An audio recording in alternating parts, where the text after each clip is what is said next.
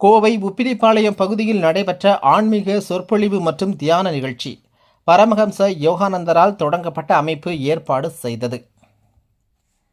ஸ்ரீ பரமஹம்ச யோகானந்தரால் 1917ஆம் ஆண்டு நிறுவப்பட்ட Jehoaddah சத்சங்க society of India சார்பில் கோவையில் ஆன்மீக சொற்பொழிவு மற்றும் தியான நிகழ்ச்சி துவங்கியது. கோவை உப்பிலிப்பாளையம் பகுதியில் உள்ள தனியார் திருமண மண்டபத்தில் நடைபெற்ற இந்த நிகழ்ச்சியில் மகிழ்ச்சியான மற்றும் வளமான வாழ்விற்கான திறவுகோல் என்ற தலைப்பிலான ஆன்மீக நிகழ்ச்சி நடைபெற்றது.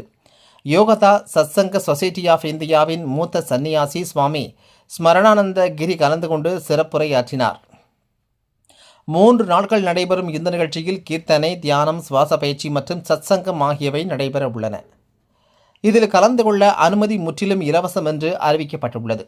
இந்த நிகழ்வின் ஒரு முக்கிய பகுதியாக உலக புகழ்பெற்ற ஒரு யோகியின் சுயசரிதம் என்ற நூலின் பதிப்பு வெளியிடப்பட்டது.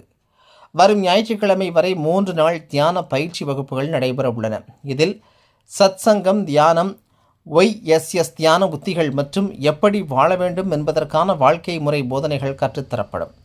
இந்த நிகழ்ச்சிகளுக்கான ஏற்பாடுகளை கோவை திருச்சி ரோடு பெர்க்ஸ் பள்ளி வளாகம் அருகில் உள்ள யோகதா சத்சங்க தியான கேந்திரா செய்துள்ளது.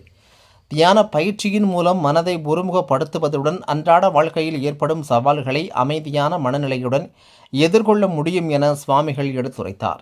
மேலும் கிரியா யோகத்தின் அடிப்படைகள், தியானத்தின் பயன்கள் மற்றும் ஆன்மீக பயிற்சியை அன்றாட வாழ்க்கையுடன் இணைத்துக் கொள்வதில் ஆண்கள், பெண்கள், இளம் தலைமுறையினர் என பேதம் இல்லாமல் அனைவரும் தியானத்தை பின்பற்றினால் மன அமைதி கிடைக்கும் என அவர் கூறினார்.